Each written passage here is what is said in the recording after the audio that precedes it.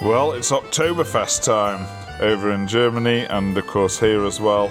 Not wanting to miss out, we've decided to do a mini-series of episodes all about German beers. Specifically, we're going to make 5 beers that are all suitable for us to serve at our own little Oktoberfest, and then we'll hold an Oktoberfest when they're all ready and drink them.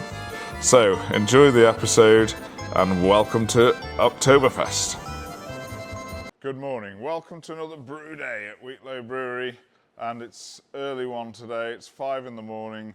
We've got a big brew day ahead of us today, and we're going to brew an Oktoberfest beer, which is basically like a Helles but on steroids. So this beer is going to push even the boundaries of a Festbier. So it's going to be about 6%. It's going to be quite highly hopped for the style, pushing the IBUs on the Festbier style. And the malt bill is made up of predominantly Weyermann's floor malted Pilsner. Now, Weyermann's floor malted Pilsner is extremely expensive. It's very good, it's unique, it's amazing, and we still use it because we just can't get anything that's got quite that unique flavour. But it's £66 for a 25 kilogram bag. Which is about double the price of, say, a Simpson's malt or another lager malt. So we're going to use 67% of that, and then we're going to top up with 20-something% of Simpson's lager malt just to try and keep the cost down. Because of the brews I've got planned, if I'd have gone all Weyermann's floor malted Pilsner, then I would have had to buy 3 times 66 pound bags. And with this slight use of Simpson's malt, we can get it down to just 2 bags. So it's a little bit of thrift, but I don't think we're going to lose the essential characters of that Weyermann's floor malted Pilsner, which is it gives you a taste of honey in the finished beer, biscuity, breadiness, just absolutely delicious. And with an old-fashioned floor malted malt like this, we really should be doing a decoction mash or a step mash, but in this case we're going to do a decoction mash. What that means is that normally when we make a beer, roughly speaking, we stick the grain in hot water at 65-ish degrees for an hour, and that's the right temperature for the enzymes to work to convert the unfermentable starches into sugars that are fermentable. In a step mash, you have various stages, depending on how many steps you do, of different rests for different enzymes to create different stages of breaking down the starches into fermentable sugars, such as 45 Celsius, 50, 54, 63, 68.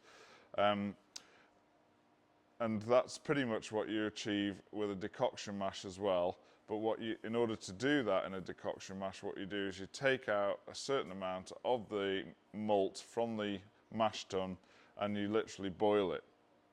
And boiling it creates some special flavours in the beer, such as it slightly caramelizes it and increases the colour, and it also seems to increase the breadiness, and it will also help to create a sort of cleanness in the finished beer. So a lot of brewers, whether they're home brewers or commercial, aren't keen on decoction mashing because it's an extra step that we don't normally do. And but actually, when you break it down, it's not that difficult. You just take a bit of mash out, stick it in a saucepan and boil it. It doesn't tend to scorch in the saucepan, which is great. Which it would do on my element inside the brewery if I was trying to do a step mash at low temperatures with more sort of hazy proteins sort of suspended in the wort.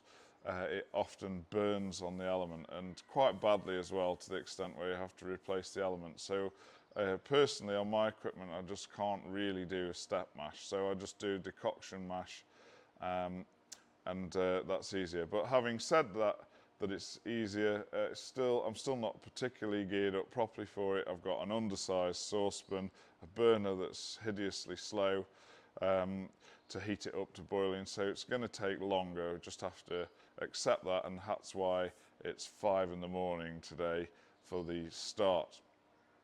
So the malts, what do they bring to this beer? Well, Weyermann's floor malted Pilsner we've already discussed, but the other 3 malts in there are about 3% each are Carapils, which is the palest of the sort of caramelized malts. That's also from Weyermann, and that will give us sometimes called dextrin malt as well because it's high in dextrin, but it will give us good head retention in the beer because it's quite high in proteins, and it's actually proteins that help with head retention in beer. So the next malt is in order of darkness is the Vienna malt. Vienna malt will again give honey, biscuity, breadiness, all those things, but a bit more colour. And then finally the Carahel, which is caramel malt, and hell means pale, so it's a very pale crystal malt if you like. That will give even more colour, but the same sort of biscuit, bready, honey effects to the beer. So we're adding a few more layers there, just 3% each. So overall the beer will still be pretty pale despite having Vienna malt in it and the Carahel.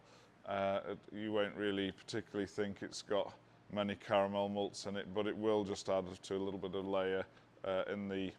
layering in the beer flavour and in the mouthfeel as well. Should give us some better body to the beer.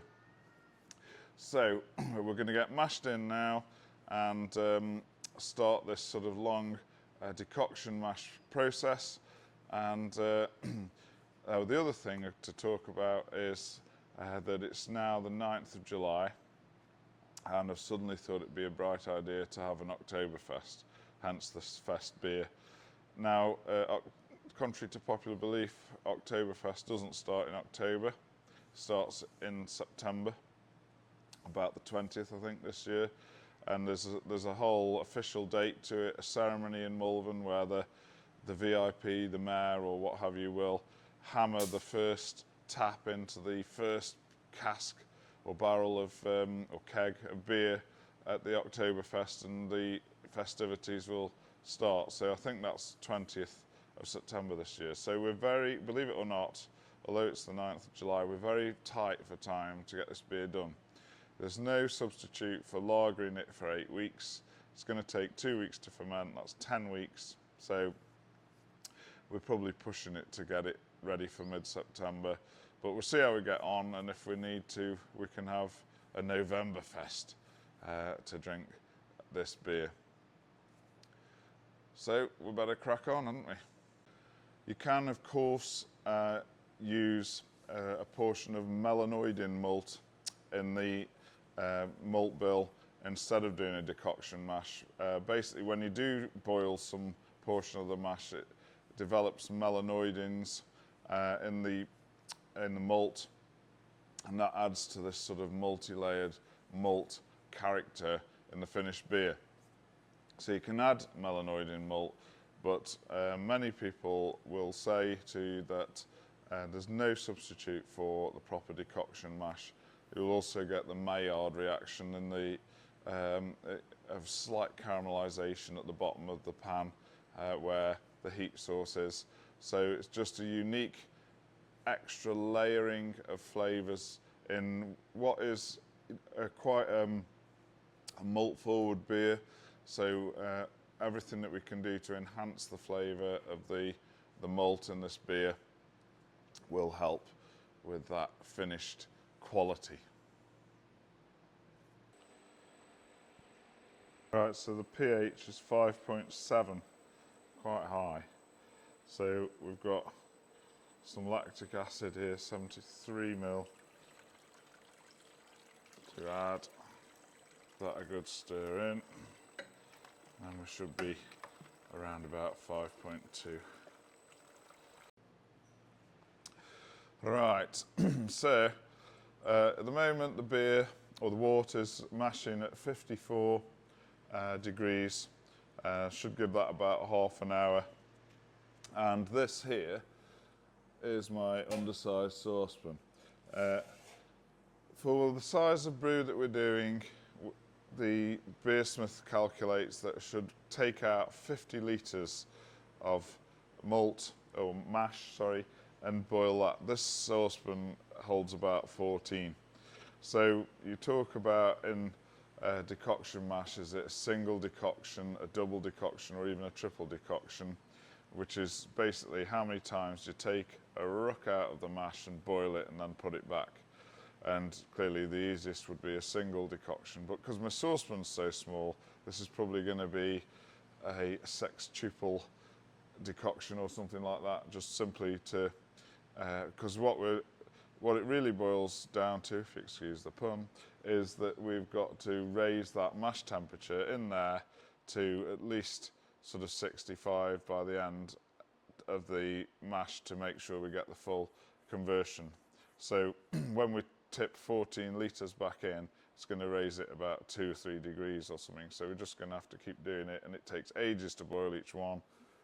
So one day I'll treat myself to a decent sized sauce and some kind of burner with some magma in the middle or something that will do it quicker, but for now we're just going to have to make do with what we've got. Right, so quick chat about the water profile for this. We're going for a Dortmund style water profile, so not as low a mineral as a Czech lager, straightforward, about 100 parts per million sulfate to 50 parts per million chloride, so 2 to 1 sulfite to chloride ratio, not much else, and a bit of bicarbon as well. So that will help just make those noble hops sing a little bit, but without doing too much to the beer. We're drawing most of the flavour out from the malt rather than the water profile on this beer. And the smell of that decoction now that it's boiling, is just absolutely amazing. It smells like when you get a loaf of white bread straight out of the oven, snap the crusty crust and expose the white flesh in the middle, and you can see steam coming off the bread, and you smell that centre of the bread. That's what it smells like now. It's absolutely amazing, and you can see why that must be adding something to the taste of the finished beer. In addition to the bread dough smell, there's something else as well. It's like almost a floral note coming from the malt. So it's going to really add to the delicacy and the layers of flavour in this beer. Delicious.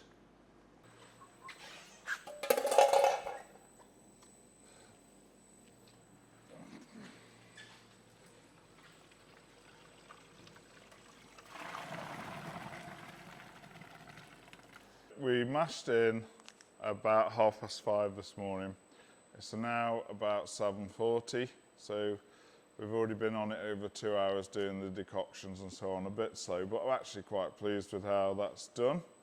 And temperature is at the moment 66, so I'm gonna now turn that up to mash out at 74, and when that kicks in, the element will come on, that green light, and the water's circulating around here through this sight glass, and as you can see, it's actually cleared up quite a bit the last few minutes, but it's still a bit hazy.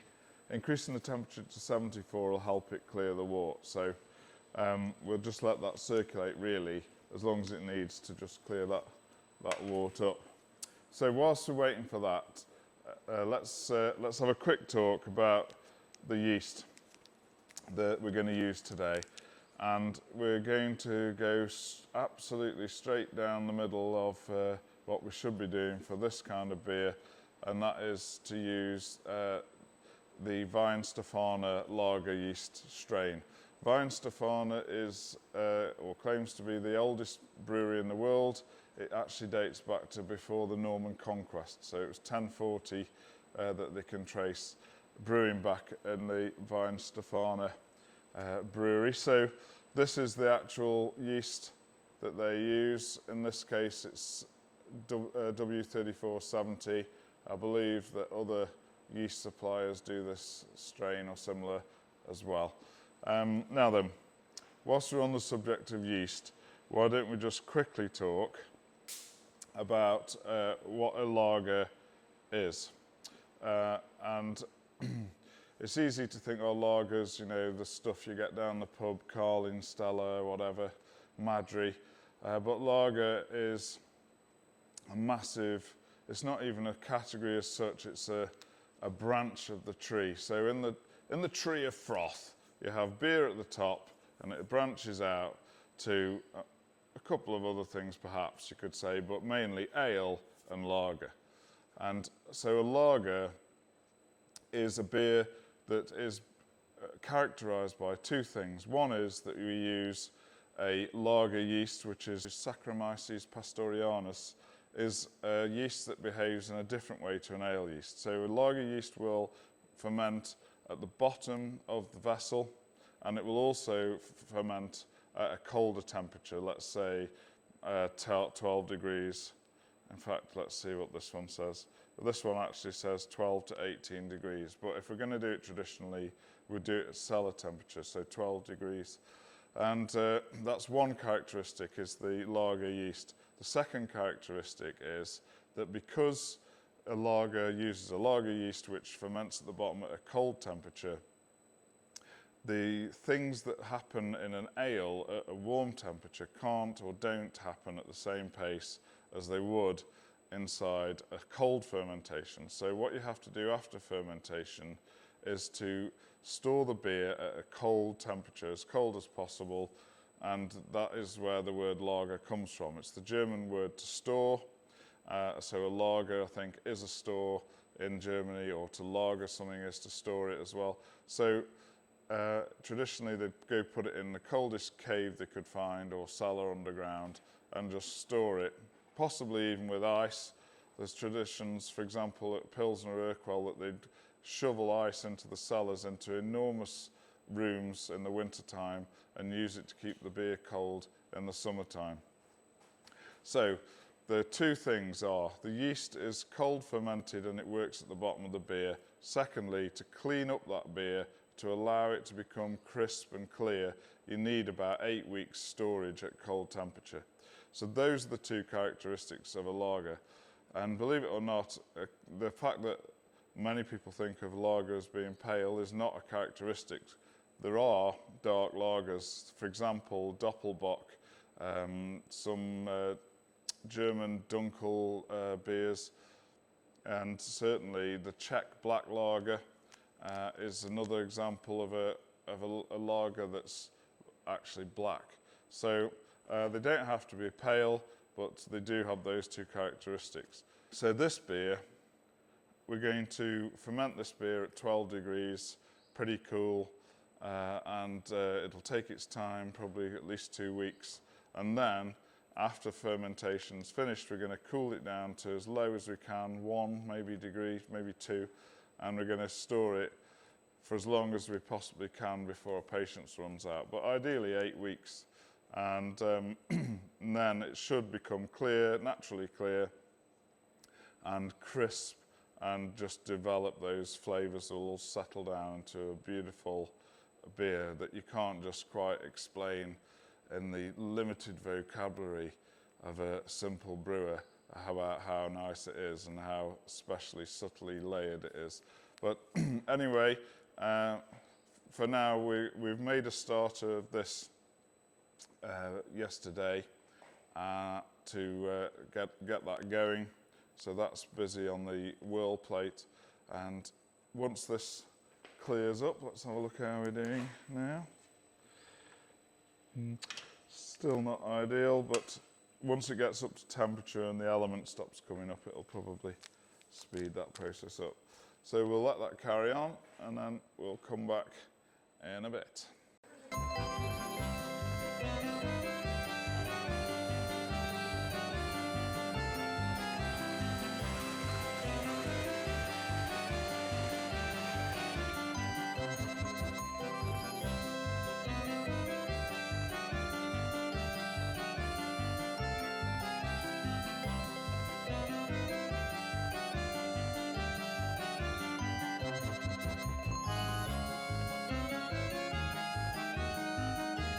Hops. We're going with only one variety on this and that is Hallertauer Mittelfrüh. So Hallertauer Mittelfrüh, it's pretty straightforward, traditional German hop, and it's a noble hop. It will give you the things that you'd expect from a German hop like that. Low alpha acid, 3.3 in this case, and it will give you sort of Bavarian meadow, floral notes, maybe some faint lemony flavours, grassy flavours. It should be just ideal for this beer, where they're just doing the subtle hop job in the background and the malts shining through really. 20 IBUs worth, which in my case is 300 grams, and then I'm going to put 150 grams or 3.7 IBUs in at the end of the boil, last 10 minutes, and then I am going to do a whirlpool at 80 degrees for say 20 minutes for 150 grams, which will give us 1.8 IBUs. So all the same hop. Super. Okay, the whirlpool's fully going now. I'm just cooling it down as well. So this is coming through the heat exchanger, and that's coming out at 17 degrees from the heat exchanger, so it's cooling it to the 80 that we need.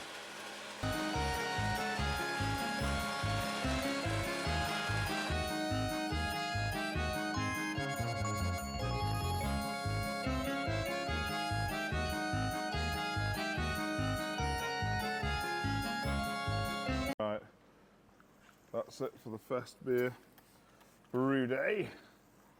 I'm just going to pitch this yeast.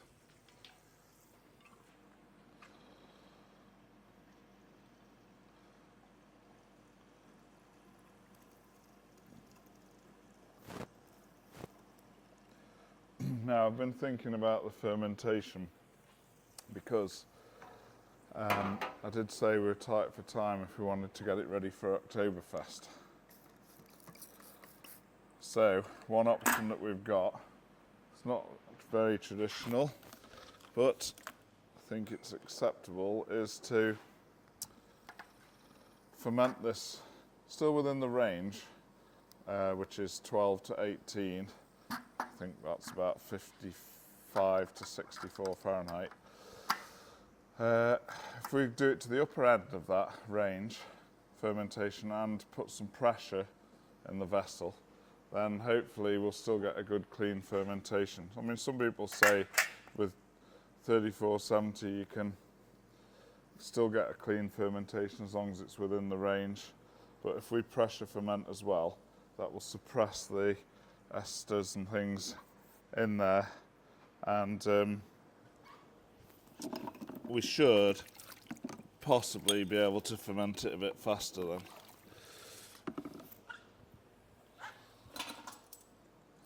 So I'm going to put this spunding valve on as usual, but this time I'm going to actually put some pressure on it, like 10 psi or something.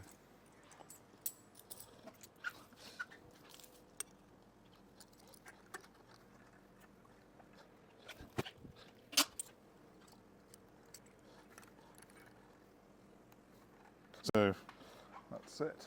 Let's get him plugged in. I think it's a bit warm, 20 odd degrees, so I'll cool it straight down to 18 or 64 Fahrenheit. Don't want to cool it too much because it'll kind of shock the yeast out of its enthusiasm. So, temperature, probe, heat mat. Not much chance of needing that. There's a heat wave coming this week apparently.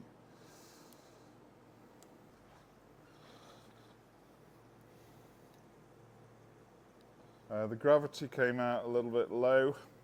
I got a bit overexcited sparging. Sparged probably a bit too much. That's okay as long as the gravity doesn't go below 1012 for sparging, or the pH doesn't go above 6. Those are the 2 rules I stick to, so it did stay within those parameters, but overall I've come out a little bit weak. It's come out at 1.1056 instead of 1059. I'm not particularly worried about that. I think, having been falsely accused by many of my friends of making things too strong, it wouldn't hurt that this 6%ish beer comes out at about 5.6, would it really? And especially if we do Octoberfest it and people are going to drink it out of steins, it might save a few dodgy moments later in the night. So I'm quite happy with that as the starting gravity. So we'll see how it attenuates as well. So see you in a couple of weeks. Right, this is the Festbier in here. Fermentation's all but finished, and yesterday I turned the temperature up from 16 to 19. Now I'm going to step it up again to 21, I think, to help diacetyl rest, help clean the beer up. So I'm just going to alter that.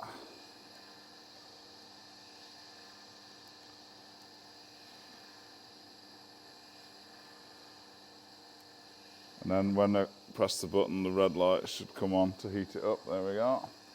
So it's got a little warming belt or pad all around the cone, specially made for these. It's really good. It will heat it up in no time.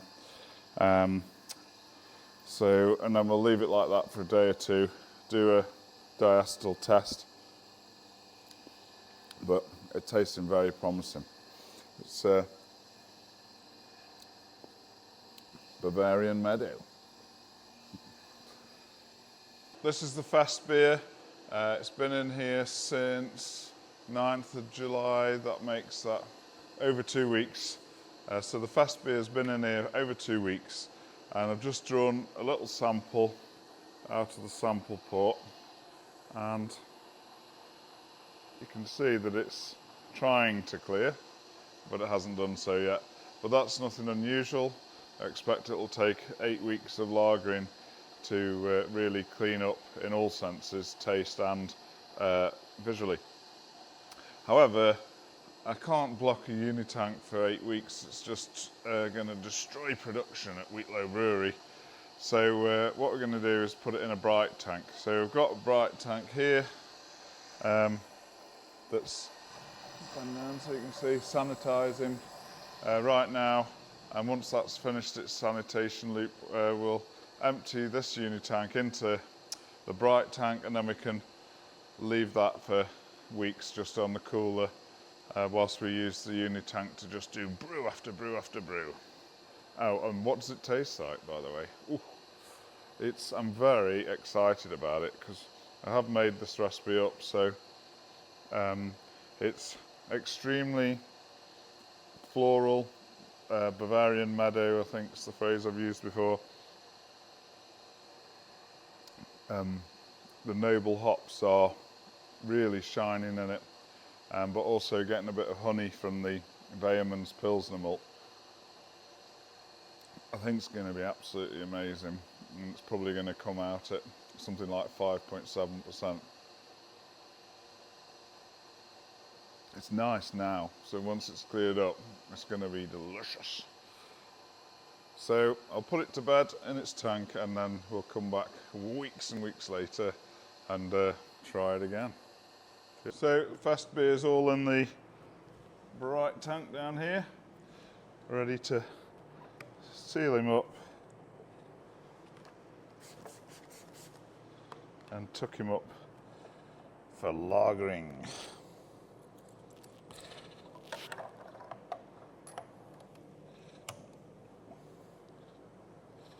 So we'll just put a bit of pressure in there as well. Casper, there she blows.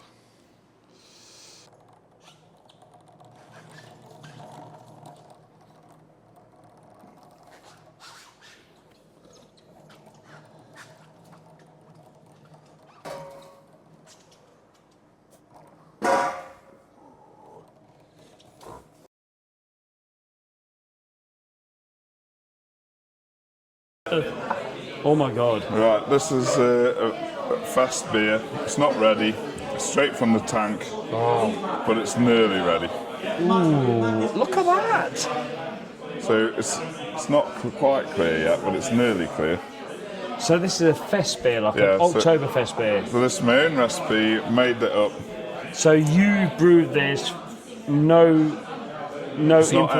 emulating anything, no. Right, okay. So the idea of this is that you should get a massive waft of Bavarian meadow from the noble hops, like subtle, woody, floral. Oh yeah. Have you got German hops in this? Spicy, that sort of stuff. I think it's, off the top of my head, I can't remember what it is, but it's one of the noble hops anyway. Right, okay. Here we go. It's a third. This is gonna I'm gonna throw this down my neck. Yeah. It's not carbonated yet. It's a little bit hazy. It's 6% Festbier.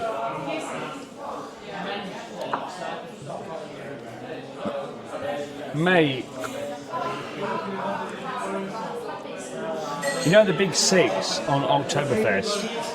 They need to add another brewery. I love. God. You brought a bottle tonight, Wheatlow Brewery. I think Yes. it's amazing. They do beautiful, beautiful lagers. Yes. The UK can make beautiful lagers, can't they? Yeah. And the one thing that excited me when I tasted this is that I thought, oh, that's like Wheatlow. Just full decoction mash, Yes. all the effort and everything together.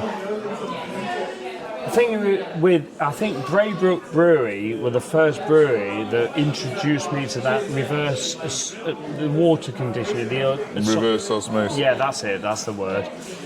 And I thought to myself, you can have people brewing British lager, but they just can't get that mineral where the water runs through the rocks and they drill deep, and the Germans just bring that complete water conditioning to the beer. You've got to do. You can't brew. Maybe there is, but I can't think of anywhere in Britain where you've got a water with low enough minerals to brew beer like that. So I use reverse osmosis water, and oh my god. the floral delicacy, My balanced by honey, sweetness from the malt, and it's not ready. It's not a beer yet. It's still. It's not ready. Where's this come from then? It's from the bright tank. It'll be ready in about 4 weeks. Please, may I have another one? Why not? Oh my god. That is Octoberfest bitterness, pure noble hops. That's everything about Octoberfest that you would imagine. That is, I've just said there, that is, when it comes to Octoberfest, there's a certain level of quality of the beer that needs to be appreciated, and you can't get that from anywhere other than the Octoberfest beer. That has got the the spicy hops, the spiciness, I'll look up what hops it was. the malt balance, the lingering finish, the refreshing drinking ability. Oh my god, that is just absolutely incredible. This ain't even ready. It's not even ready to be poured. This is like the tank beer. Look at that. You have brewed an Oktoberfest beer. It's all Hallertau Mittelfrüh. Oh yeah.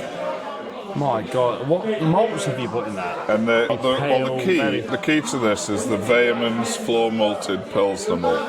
Now this malt, I've got a sack of it over there. It's double the price of all UK malts, and it's floor malted German Pilsner malt, and it's got this unique quality. You can't quite get it. It's just you just have to pay the price and buy this malt because you get that honey note. It's got that in it, and that's the base malt. And then it's also got carapils, Carahel and Vienna malt, so they just add a bit of body, sweetness, biscuitiness, bit of colour. That's it. The biscuity malts. Yeah. Oh my God, it's going to be nice when it grows up, isn't it? Imagine that in the Stein at 6%. Jesus Christ! What's the ABV of this? 6%. Oh. So this is basically like not ready yet. No. Good God.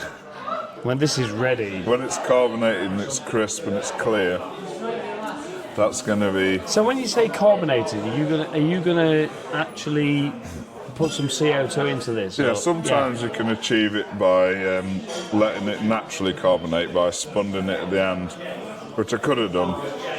But because I think a beer settles bright quicker if it's flat. Yeah. So in the bright tank, I want it a bit flat, and then we'll just increase the CO2 at the end or in the keg and carbonate it that way. Oh my God, that feels quite. There's almost like a natural carbonation in that already, isn't there? Yeah, there's a bit of carbonation, but it's just not got the bitey carbonation. Yeah, the bite. Yeah, it needs that hit. That will give it the foamy white head. Oh, good God! I've had a sample of this beer. It's not even ready, and it's Jesus. It might be about time to drop a Guinness on you. Oh God, I forgot about that. This needs to be on Pornhub. Beer Hub. Yeah. Beer Pornhub. That's amazing. That is amazing. That's all there is. Wow. What a beer. That isn't even ready. Yeah, and it's not even carbonated, but it's got like an element of natural carbonation with it. But as Richard leaves me, and I am pretty oiled, the natural carbonation of that beer is just lovely, and the finish is wonderful. It's got a lovely spicy Octoberfest hit about it. It's just amazing, absolutely fantastic. There's no doubt about that Richard is a master brewer. So anyway, he's gone off now to bring me a Guinness clone. Well, I think we better call time on Spano before he starts talking about his Guinness. So thanks again for watching. This is going to be a series of videos about Oktoberfest beers, and this is number 1 of 5. So lots of high quality video material on the agenda. So make sure you're subscribed, give this video a like, drop us a comment in the comments. We always read them, and we try and respond when we can as well. I hope you enjoyed the video, and we'll see you in a week's time for another Frothing Ale. Cheers.